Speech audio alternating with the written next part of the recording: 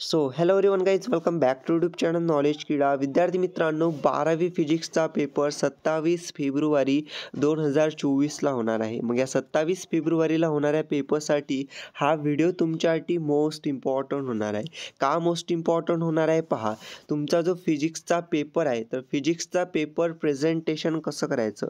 Paper presentation म्हणजे काय की प्रत्येक क्वेश्चनचं ॲन्सर, ओके, प्रत्येक क्वेश्चनचं ॲन्सर तुम्ही कशा पद्धतीने लिहू शकता हे या व्हिडिओमध्ये मी तुम्हाला सांगणार आहे. म्हणजे कसं लिहायचं ॲन्सर, तुम्हाला न्यूमरिकल असेल, थेरॉटिकल क्वेश्चन असेल, त्याचा ॲन्सर तुम्ही कसं लिहायचं प्रत्येक क्वेश्चनचं हे तुम्हाला मी या व्हिडिओमध्ये एक्सप्लेन करणार आहोत. ओके, कारण की पेपर प्रेझेंटेशन हे मोस्ट इम्पॉर्टंट असते कोणत्याही ॲन्सर शीटमध्ये त्याचे ॲन्सर लिहिताना. कारण की जे बोर्ड पेपर चेक होत असतात, ओके, बोर्ड पेपर जेव्हा चेक होतात तर तुमचं जे फर्स्ट इम्प्रेशन असते पेपरमध्ये लिहिण्याचं तेच इथं लास्ट इम्प्रेशन बनून जाते आणि त्या पेपर चेक करणारे जे टीचर वगैरे असतील त्यांच्या माइंडमध्ये गोष्ट बसून जाते की कशा पद्धतीने विद्यार्थ्याने पेपर लिहिला आहे आणि त्यानुसार तुमचा पेपर इथं चेक केला जातो. तर मी तुम्हाला जे पेपर प्रेझेंटेशन सांगणार आहे, प्रत्येक क्वेश्चनचा ॲन्सर कशा पद्धतीने लिहायचं आहे ते सांगणार आहे.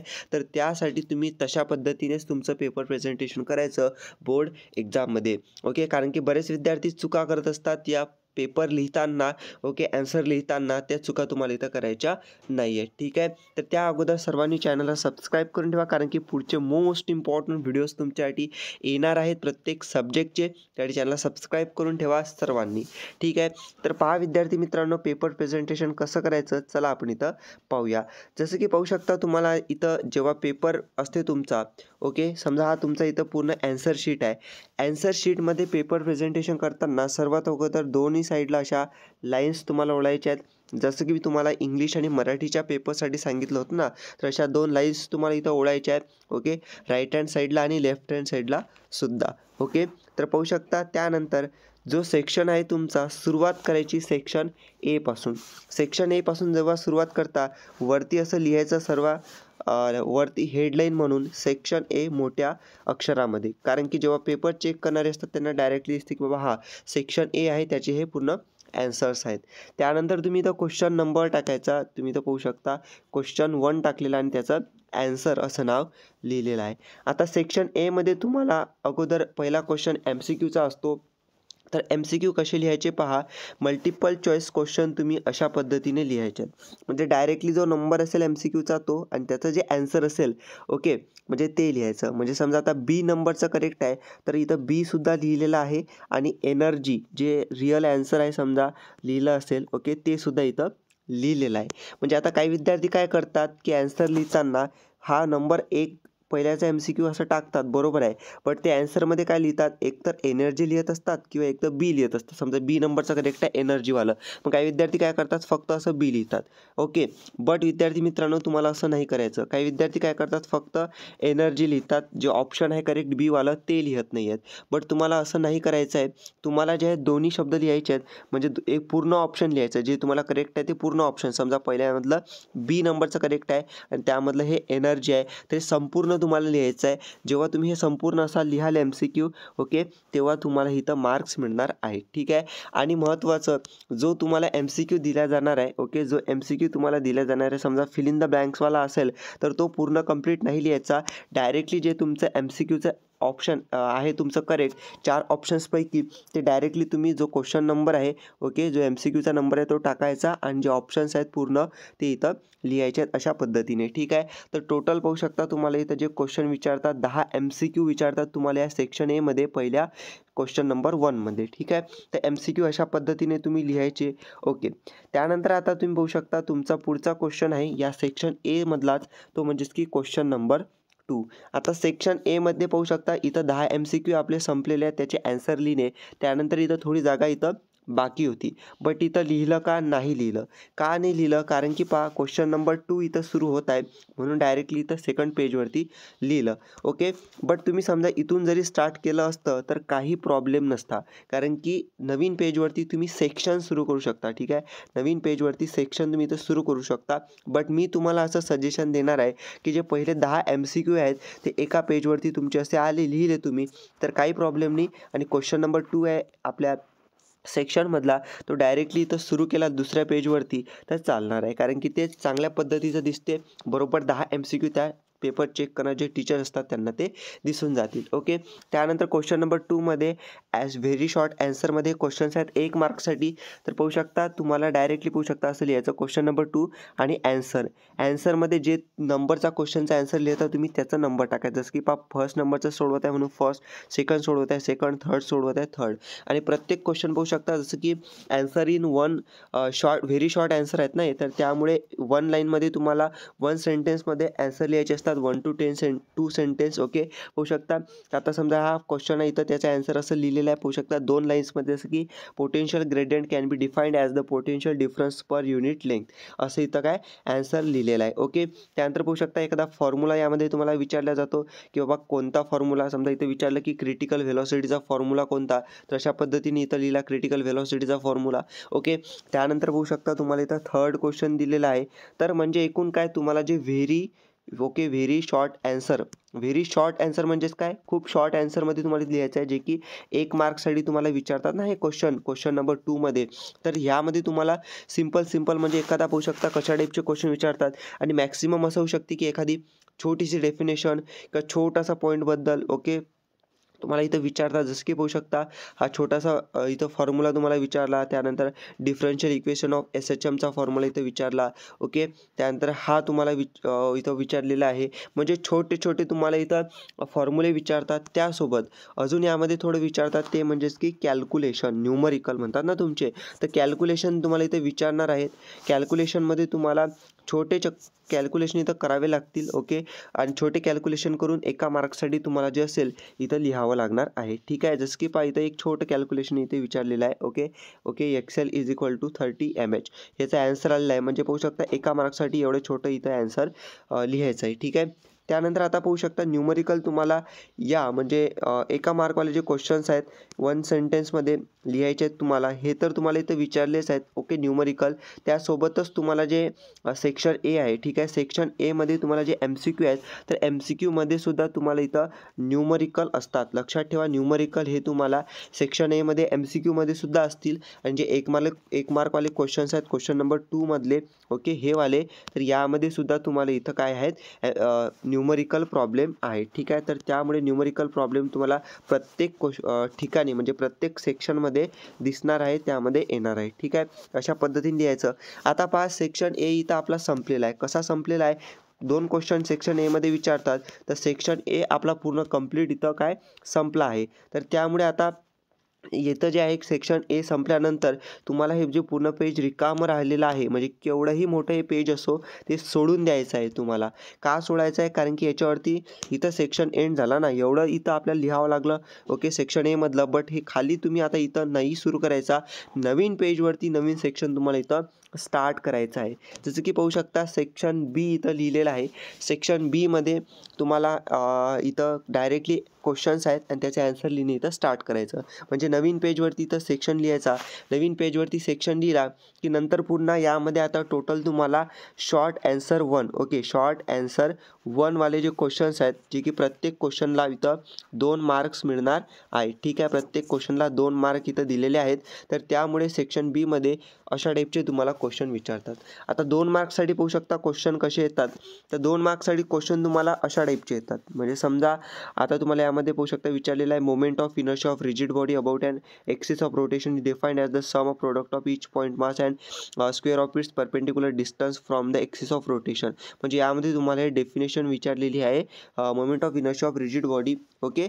याच्यावरती. ओके. त्यानंतर तुम्हाला याचे SI युनिटसुद्धा विचारले, त्यानंतर डायमेन्शनसुद्धा विचारलेले आहेत. म्हणजे सेक्शन बीमध्ये तुम्हाला मेनली काय होणार आहे की 2 मार्कवाले जे क्वेश्चन्स आहेत ना, आता 2 मार्कवाले क्वेश्चन कसे विचारतात, तर तुम्हाला जे डेफिनेशन्स आहेत ना, तर डेफिनेशन सर्वात इम्पॉर्टंट तुम्हाला असणार आहेत पार्ट. ओके. डेफिनेशन तुमच्या खूप इम्पॉर्टंट असणार आहेत. त्याचबरोबर छोटे फॉर्म्युले तुमच्यासाठी इम्पॉर्टंट असणार आहेत. SI युनिट तुमच्यासाठी इम्पॉर्टंट असणार आहेत. डायमेन्शन्स याचे काय आहेत, तर ते तुमच्यासाठी इथं इम्पॉर्टंट असणार आहे. ओके. पाहू शकता जसं आपण इथं पाहिलं की क्वेश्चन नंबर 4 सेकंडवाला जो आहे पोलर डायइलेक्ट्रिक्स, याच्यावरती याचीसुद्धा डेफिनेशन इथे विचारली. ओके. याचे एक्झाम्पल आपल्याला विचारले. ओके. त्यानंतर नॉन पोलर डायइलेक्ट्रिक याचं तुम्हाला डेफिनेशन विचारली, त्याचे एक्झाम्पल तुम्हाला विचारले, म्हणजे एकूण काय जे 2 मार्कवाले क्वेश्चन्स आहेत ते तुम्हाला मोस्टली प्रोबॅबली चान्स आहे की डेफिनेशनवरती इथं जास्त तुम्हाला इथं विचारतील. ओके, म्हणजे असं नाही की न्यूमरिकल प्रॉब्लेम नाही यामध्ये, तर न्यूमरिकल प्रॉब्लेम्ससुद्धा यामध्ये आहेत. Okay, but theoretical problem maximum जास्त मार्क्ससाठी आहेत compare to the numerical problem. Okay, तर पाहू शकता नंतर 5 नंबरचा इथं क्वेश्चन इथं सॉल्व केला आपण. यामध्ये सुद्धा पाहू शकता तुम्हाला इथं विचारलेलं आहे, काय विचारलेलं आहे की टाईप्स ऑफ थर्मोडायनॅमिक प्रोसेस. इथं आयसोथर्मल प्रोसेस आणि आयसोबारिक प्रोसेस हे तुम्हाला इथं विचारलेलं आहे. ओके, म्हणजे सिम्पल थेरॉटिकल जे प्रॉब्लेम तुम्ही कराल इथं डेफिनेशन्स वगैरे फॉर्म्युलाज वगैरे, तर ते तुमच्यासाठी खूप इम्पॉर्टंट इथं ठरणार आहे. जसं की यामध्ये 2 मार्क्ससाठी तो क्वेश्चन विचारला, expression for the radius of Bohr's orbit in the atom. Okay, expression of the Bohr's orbit इथं विचारलेलं आहे. ओके, तुम्हाला क्वेश्चन आलेला आहे 2 मार्क्ससाठी. तर त्यानंतर इथं तुम्हाला प्रत्येक 2 मार्क्ससाठी पाहू शकता फॉर्म्युला जो विचारलेला आहे इथं काय केलेला आहे, थोडाफार कॅल्क्युलेट केलेला आहे. Okay, calculation type numerical type इथं कॅल्क्युलेट केलेला आहे. ओके, त्यानंतर पाहू शकता आता जेव्हा इथं जो आपण क्वेश्चन नंबर 6 सॉल्व केला, ठीक आहे, क्वेश्चन नंबर 6 आपण इथं सॉल्व केला, त्यानंतर लगेच इथं छोटी जागा इथं बाकी होती, त्यामुळे इथं काय क्वेश्चन नंबर 7 इथं लिहिला आपण. म्हणजे असं काही प्रॉब्लेम नाही आहे, कारण की आता पाहू शकता क्वेश्चन नंबर 7 जो आहे तो इथं आपण लिहिला. ओके, आपल्याला जे पॉईंट्स विचारले होते त्यानुसार, तर आपण इथं क्वेश्चन नंबर 7 लिहिला तर काही प्रॉब्लेम नाही. समजा त्याचं जे ॲन्सर आहे बाकीचं लिहिलेलं दुसऱ्या पेजवरती आलं, समजा एवढं लिहिलेलं, तर काही प्रॉब्लेम नाही, यामध्ये तुमचे मार्क्स वगैरे काही कट होत नाही आहेत. ओके, तर त्यामुळे असं तुम्ही लिहू शकता, कारण की तुम्हाला जे लिहायला मार्क्स आहेत ना, तर ते पॉईंटनुसार आहेत. जसं की पहा आता 2 मार्क्ससाठी तुम्हाला क्वेश्चन आहे, तर 2 मार्क्ससाठी जे पॉईंट्स आहेत तुम्ही लिहू शकता, छोटे छोटे पॉईंट्स, ते म्हणजेच की 4 पॉईंट. ओके, म्हणजे समजा आता एखादी डेफिनेशन झाली, तर डेफिनेशन जे विचारली तर ठीक आहे, त्याला 2 मार्क मिळून जातील. त्याचं एक्झाम्पल वगैरे विचारलं तर ते लिहून तुम्हाला 2 मार्क मिळून जातील. पण समजा फॉर एक्झाम्पल असा क्वेश्चन विचारला त्यांनी, ओके, गिव रिझन वगैरे किंवा गिव एनी 4 रिझन्स वगैरे, तर तुम्ही इथं 4 पॉईंट लिहू शकता, जे की तुम्हाला इथं 2 मार्क्ससाठी विचारला आहे ना, तर 4 पॉईंट तुम्ही इथं लिहू शकता. ओके, म्हणजे प्रत्येक 2 पॉईंट जे असतील ते 1 मार्क्ससाठी तुमची इथं राहणार आहे. ठीक आहे, 2 मार्क्ससाठी. त्यानंतर पाहू शकता 2 मार्क्ससाठी छोटे छोटे तुम्हाला इथं न्यूमरिकल जे की फॉर्म्युला बेस तुमचे असणार आहे, फक्त तुम्हाला इथं फॉर्म्युला लक्षात राहणे इम्पॉर्टंट आहे. जसं की इथं विचारलेलं आहे अँग्युलर मोमेंटम. ओके, MVR जो असेल त्यानुसार इथं व्हॅल्यू तुम्हाला गिवन दिल्या असतील. ओके, आणि तिथं तुम्ही व्हॅल्यू पुट केल्या आहे की तुमचं जे कॅल्क्युलेशन आहे ते राईट आलं की तुम्हाला इथं जे असेल ॲन्सर मिळून जाणार आहे. तशा पद्धतीचे छोटे छोटे फॉर्म्युलाजवरती पाहू शकता तुम्हाला इथं जे क्वेश्चन्स आहेत ते इथं येत असतात. ठीक आहे, तर तुम्हाला पाहू शकता डिस्टन्स बिटवीन 2 स्लिट्स तुम्हाला इथं विचारले होतं, त्याचा आन्सर इथं फॉर्म्युला यूज करून काय आपण इथं डिस्टन्सचा फॉर्म्युला यूज करून इथं काढलेला आहे. ठीक आहे, त्यानंतर पाहू शकता प्रत्येक क्वेश्चन तुम्हाला इथं सॉल्व करायचं आहे. पाहू शकता न्यूमरिकलचे सेक्शन बी मध्ये तुम्हाला न्यूमरिकलचे प्रॉब्लेमसुद्धा इथं दिसले आहेत आणि थेरॉटिकल प्रॉब्लेमसुद्धा इथं दिसलेले आहेत. तर न्यूमरिकल आणि थेरॉटिकल प्रॉब्लेम आपल्याला कसे दिसले, तर यामध्ये तुम्हाला छोटे छोटे फॉर्म्युलेचा यूज करून कॅल्क्युलेशन करणे हे तुम्हाला न्यूमरिकलचं प्रॉब्लेम दिसले यामध्ये. त्याचबरोबर सेक्शन बी मध्ये 2 मार्कवाले जे क्वेश्चन्स आहेत ते डेफिनेशन बेस आपल्याला दिसले आहेत. ओके, जे डेफिनेशन्स तुम्हाला येतात SI युनिट डायमेन्शन्स वगैरे, ते त्याच्यावरती त्याचे एक्झाम्पल्स देणे किंवा types of polar non polar dielectric त्याच्यावरती आपण पाहिलं. म्हणजे एकूण काय टाईप्स असतात, डेफिनेशन्स असतात, ओके, न्यूमरिकल्स असतात छोटे फॉर्म्युलेजवरती, तर ते तुम्हाला इथं विचारणार आहेत, जे की सेक्शन बी मध्ये 2 मार्क्ससाठी राहणार आहे. ठीक आहे, त्यानंतर आता इथं पाहू शकता सेक्शन बी आपला संपलेला आहे. सेक्शन बी जसा संपला इथं आता यामध्ये रिकामं पेज आपण इथं सोडू शकतो, कारण की नवीन सेक्शन नेहमी लक्षात ठेवा, नवीन सेक्शन नवीन पेजवरती इथं स्टार्ट करायचा. आता हा जो नवीन सेक्शन आहे सेक्शन सी, यामध्ये सुद्धा तुम्हाला any 8 okay any 8 question solve करायचे असतात.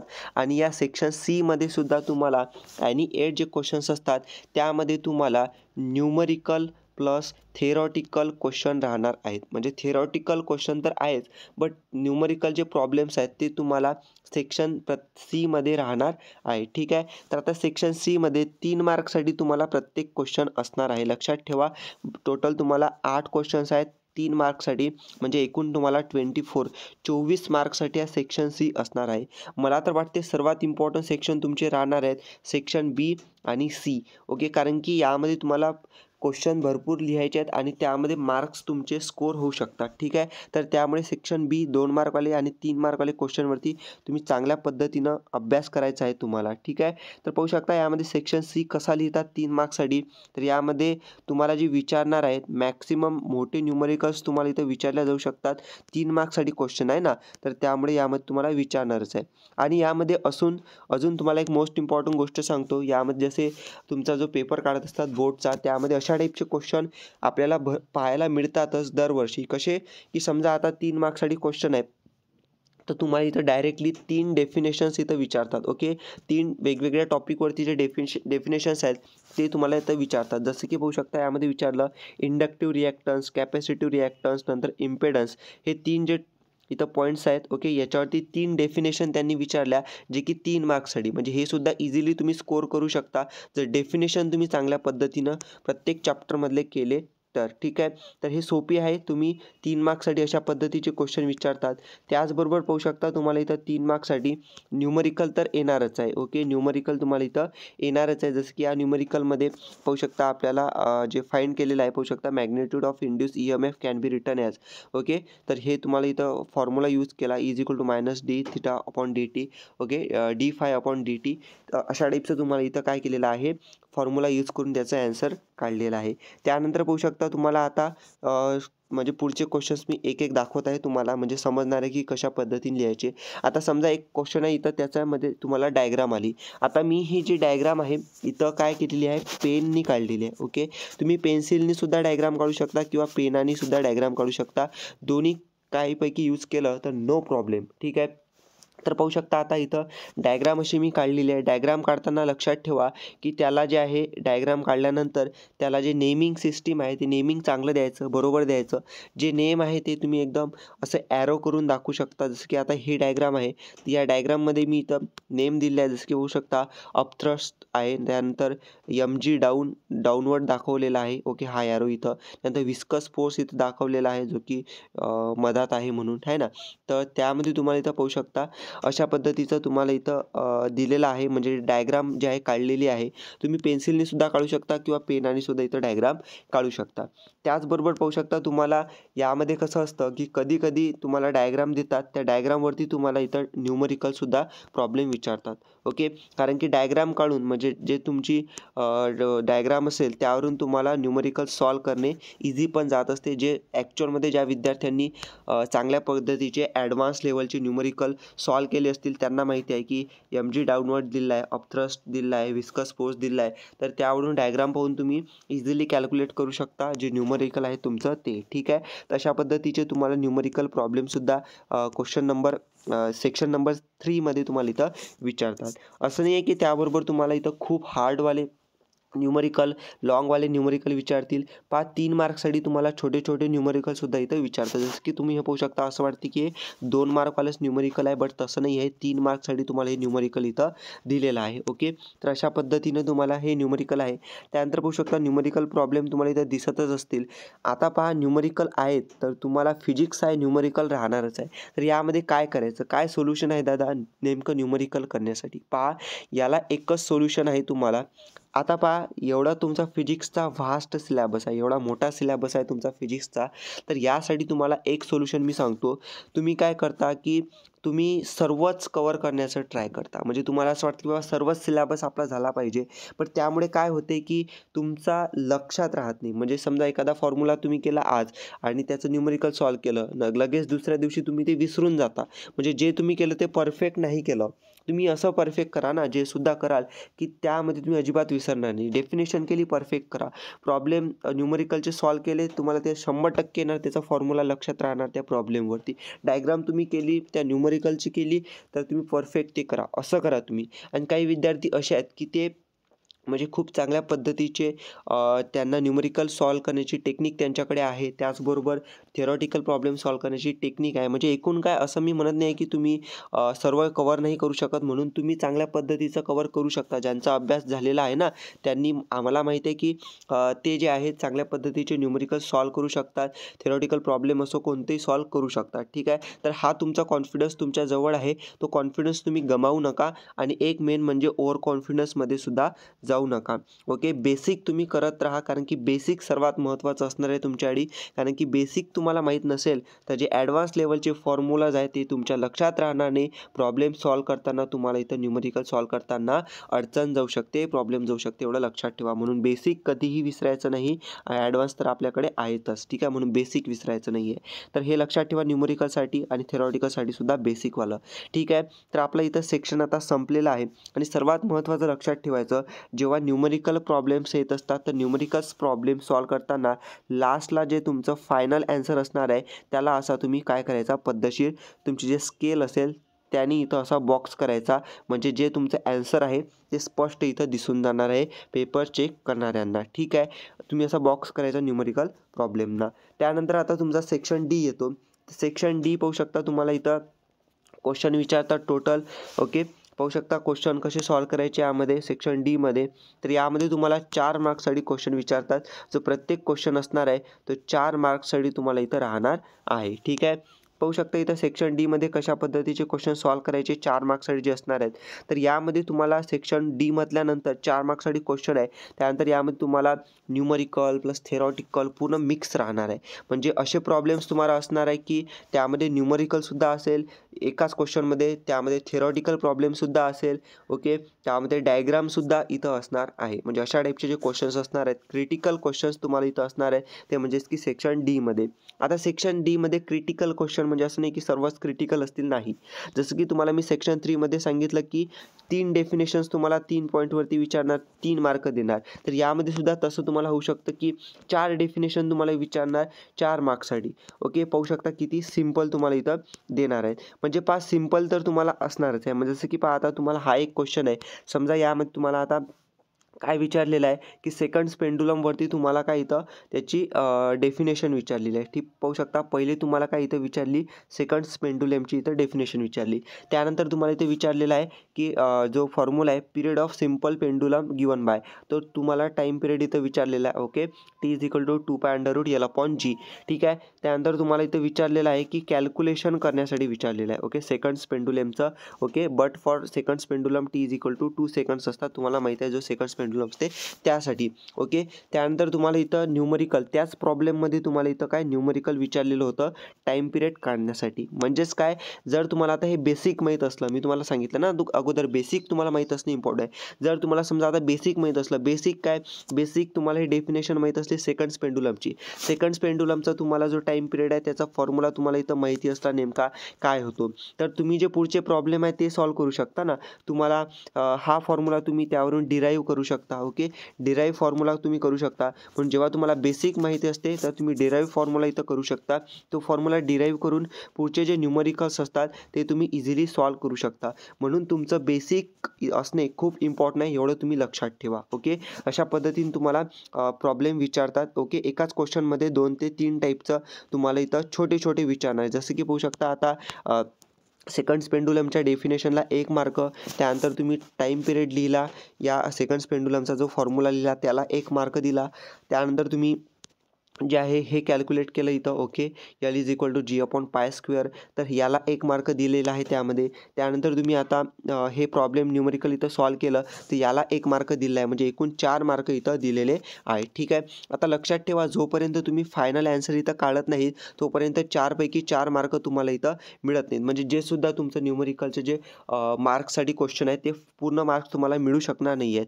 बट समजा तुम्ही आता यामध्ये समजा फॉर एक्झाम्पल सेकंड्स पेंडुलमची डेफिनेशन लिहिली आणि टाईम पिरियड एवढं लिहिलं, त्यानंतर पुढे तुम्हाला समजा काही आठवत नाही. ओके, म्हणून तुम्ही इथं काय 2 मार्क तुम्हाला मिळून जातील, नो प्रॉब्लेम. ओके, त्यानंतर समजा आता तुम्हाला हे सुद्धा आठवलं की बाबा हां, आपण इथं सेकंड्स पेंडुलमचं म्हणजे जे आहे T = 2 सेकंड टाईम पिरियड यामध्ये टाकून आपण Lची व्हॅल्यू इथं काढू शकतो g/π². म्हणजे इथपर्यंत समजा तुम्ही लिहिलं तर 3 मार्क तुम्हाला इथं मिळाले समजा. आणि समजा तुम्हाला पुढचं हे जे सांगितलेलं आहे, म्हणजे काय सांगितलं आहे की तुम्हाला इथं सांगितलेलं आहे की टी म्हणजे टाईम पिरियड तुम्हाला इथे विचारलेला आहे. ओके, मॅक्सिमम व्हेलॉसिटी दिली आहे आणि मॅक्सिमम ॲक्सेलरेशन दिलं आहे, त्यावरून काढायचं आहे. ओके, तर तुम्हाला इथं हे समजा तुम्हाला आलं नाही तर नो प्रॉब्लेम. तुम्हाला जे वरती 3 मार्क तुम्ही लिहिलेलं आहे डेफिनेशन, फॉर्म्युला लिहिला. ओके, T = वगैरे, त्यानंतर Lची व्हॅल्यू काढली, तर हे तुम्हाला इथं 3 मार्क मिळून जातील, नो प्रॉब्लेम. ओके, तशा पद्धतीने तुमची मार्क्सची सिस्टीम डिवाईड केलेली असते. त्यानंतर पाहू शकता तुम्हाला अशा पद्धतीचे अजून क्वेश्चन विचारतात, जसं की यामध्ये विचारलेलं आहे डी ब्रॉग्लीज वेव्हलेंथ म्हणून. डी ब्रॉग्लीज वेव्हलेंथ तुम्हाला वरती इथं 4 मार्क्ससाठी जो क्वेश्चन आहे पाहू शकता, एवढं त्यामध्ये लिहिलेलं आहे. तर विद्यार्थी मित्रांनो, इथं पूर्ण कंप्लीट मी पेपर सांगितलेला आहे, कशा पद्धतीचा तुमचा इथं पेपर असतो, तुम्हाला इथं लिहायचं असते. ओके, तर पाहू शकता टोटल तुम्हाला इथं 3 क्वेश्चन यामध्ये लिहायचे असतात सेक्शन डीमध्ये. ओके, तर 3 क्वेश्चन यामध्ये दिले, टोटल 12 मार्क्ससाठी विद्यार्थी मित्रांनो. तर 4 मार्क्ससाठी पाहू शकता कशा पद्धतीने तुम्हाला इथं लिहायचं असते. तर सर्वात महत्त्वाचं फिजिक्सचं एकच आहे विद्यार्थी मित्रांनो, तुमचं बेसिक जर कंप्लीट असेल तर तुम्ही कोणताही क्वेश्चन असो इझिली तुम्ही सोडवू शकता. केवढाही मोठा न्यूमरिकल प्रॉब्लेम असो, तुम्हाला बेसिक फॉर्म्युलेज माहीत आहेत त्याचे, तर तुम्ही ते सॉल्व्ह करू शकता. ठीक आहे, तेवढी तुमची कॅपॅसिटी असू शकते. म्हणून बेसिकवरती जेवढे तुमच्याकडे दिवस आहे त्याच्यावरती फोकस करा. ओके, तशा पद्धतीने तुम्हाला पेपर प्रेझेंटेशन करायचं आहे. ओके, नंबरिंग तुम्हाला व्यवस्थित द्यायची आहे, की समजा डी ब्रॉग्लीज वेव्हलेंथ आपण जसं लिहायचं आहे, तर वरती त्याचं छोटंसं हेडिंग द्यायचं, त्याची डेफिनेशन वगैरे जे असेल फॉर्म्युलाज असतील ते असं स्टेप बाय स्टेप इथं लिहायचं. आणि पाहू शकता न्यूमरिकल सॉल्व्ह करताना स्टेप बाय स्टेप आपल्याला पूर्ण इथं लिहायचं असते. फायनल आन्सर आल्यानंतर असं त्याला बॉक्स करायचा असतो. ठीक आहे, स्टेप बाय स्टेप म्हणजे काय, समजा पहिल्या लाईनमध्ये अँग्युलर व्हेलॉसिटी जी असेल अशी लिहायची, त्यानंतर टाईम पिरियड जे असेल ते खाली लिहायचा. ओके, कॅल्क्युलेशन आपण करत आहे तर इथं असं लिहायचं. आता कॅल्क्युलेशन करताना सर्वात महत्त्वाचं फिजिक्सच्या पेपरमध्ये तुम्हाला कॅल्क्युलेशन करायचे असतील तर तुमचं जे एकदम लास्टचं पेज असेल, आता इथं तर एंड झालं हे पेज. ओके, समजा हे आपण कन्सिडर करू की समजा हे लास्ट पेज आहे, याच्यावरती काही लिहिलं नाही समजा आपण, तर इथं आपण असं नाव टाकायचं रफ वर्क म्हणून. ओके, रफ वर्क जसं नाव टाकतो त्याच्यामध्ये तुम्ही कॅल्क्युलेशन करू शकता, नो प्रॉब्लेम. बोर्डच्या पेपरमध्ये असं नाही की एकाच पेजवरती 2 पेजवरती रफ वर्क नाव टाकू शकता, त्याच्यावरती तुम्ही कॅल्क्युलेशन करू शकता. तुम्हाला इथं सप्लिमेंट मिळते, त्याच्यावरती तुम्ही कॅल्क्युलेशन करू शकता. म्हणून एवढं लक्षात ठेवा, रफ वर्क असं नाव टाकायचं आणि त्यावरती बिनधास्त कॅल्क्युलेशन करायचं, कारण की तुमचं जे कॅल्क्युलेशन्स आहेत फिजिक्सचे ते इम्पॉर्टंट आहेत, ते तुम्हाला करायचेच आहेत. ठीक आहे, तर अशा पद्धतीने आहे. ओके, त्याचबरोबर तुम्हाला विद्यार्थी मित्रांनो अशा पद्धतीने पेपर प्रेझेंटेशन करायचं, प्रत्येक क्वेश्चन कसा असेल तुम्हाला मी सांगितलेलं आहे. त्याचबरोबर हा व्हिडिओ शेअर करा आणि चॅनल सबस्क्राईब करून ठेवा, जेणेकरून असेच इम्पॉर्टंट व्हिडिओज तुम्हाला मिळत राहतील. Thank you for watching the video. Stay connected.